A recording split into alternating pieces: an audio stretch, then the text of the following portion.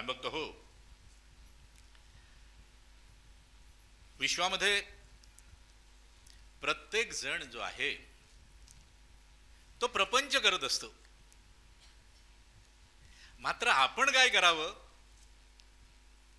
प्रपंच नेटका करण्याचा प्रयत्न करावाच होय, मात्र त्याचबरोबर भक्ती मार्गाचं आचरण समर्थपणे करावं.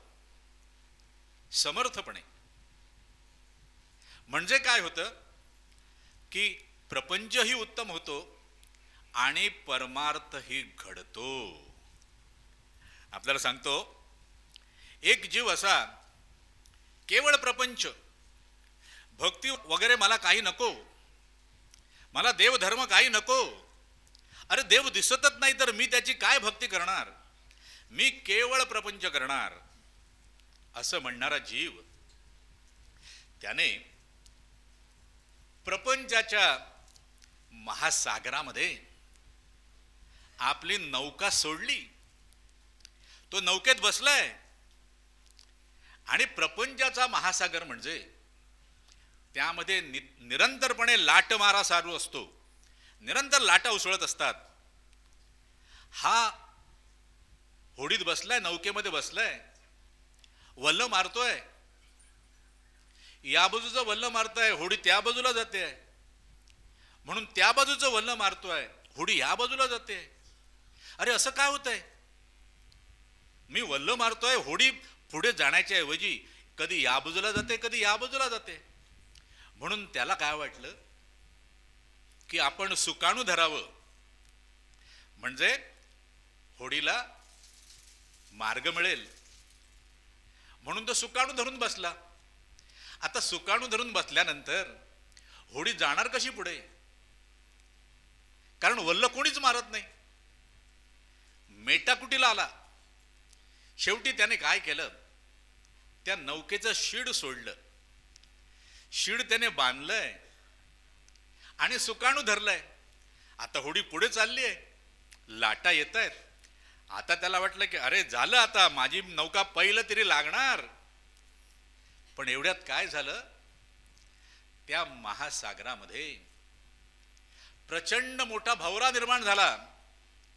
याने शीड सोडलाय, सुकाणू धरलंय आणि याची नौका त्या भवऱ्यामध्ये अडकली आणि गर गर गर गर गोल गोल गोल फिरते. आणि आता काय करणार? आता नौका बुडणार म्हणून तो जोर जोरात बोंबा मारतोय. जो केवळ प्रपंच करतो त्याच्यासाठी जीवनामध्ये बोंबा मारण्याची पाळी येते. तर दुसरा जीव जो आहे, जो स्वामी भक्त आहे, त्याने भक्तीच्या महासागरामध्ये आपली नौका सोडली आहे. बघा, भक्तीच्या महासागरामध्ये नौका सोडली आहे आणि नौकेत निवांत बसलेला आहे. नौकेत निवांत बसलाय, वल्लही मारत नाही, शीडही सोडलं नाही आणि सुकाणूही धरलं नाही. तो केवळ स्वामी स्वामी स्वामी स्वामी स्वामी स्वामी असंच करतोय. लोक पाहत आहेत, लोक म्हणतात हा वेडा आहे. अरे हा वेडा आहे. या महासागरामध्ये त्याने नौका सोडली आहे आणि शीडही सोडलं नाही आणि वल्ल सुद्धा मारत नाही, सुकाणू सुद्धा धरून कोण दिसत नाहीये. अरे याची नौका पुढे जाणार कशी? स्वामीभक्त हो, जो भक्ती मार्गाच्या भक्तीच्या महासागरामध्ये आपली नौका सोडतो आणि स्वामींवर पूर्ण विसंबून राहतो, त्यांच्या चरणावर आणि नामावर पूर्ण विश्वास ठेवून असतो, स्वामी त्याच्या नौकेचं सुकाणू धरतात आणि स्वतःच वल्ह मारतात. त्यामुळे काय होतं, स्वामींनी नौकेचं सुकाणू धरल्यामुळे नौका इथे तिथे जात नाही, ती सरळ मार्गी होते, ती सन्मार्गाला लागते, ती वाईट मार्गाला जात नाही. वादळ वारा पाऊस कसलाच त्या नौकेवर परिणाम होत नाही. आणि तो जीव जो आहे, जो भक्त जो आहे, त्याला बोंबा मारण्याची पाळी येत नाही. तो निवांत बसलेला असतो, केवळ स्वामी स्वामी स्वामी. आणि काही वेळानं त्याची नौका आपसूक स्वामींच्या कृपेनं, स्वामींच्या सामर्थ्यानं पैलतीरी लागते. तेव्हा मात्र लोक पाहतायत, अरे हा चमत्कार कसा काय झाला? अरे हा कोण माणूस आहे जो नौकेत बसला आहे? अरे तो दुसरा तिसरा कोणी नाही, तो स्वामींचा भक्त आहे. तुमच्यासाठी चमत्कार जो आहे तो स्वामीदेवांसाठी एक सहज अशी लीला आहे. कारण स्वामीदेव आपल्या भक्तांसाठी लीला करत असतात.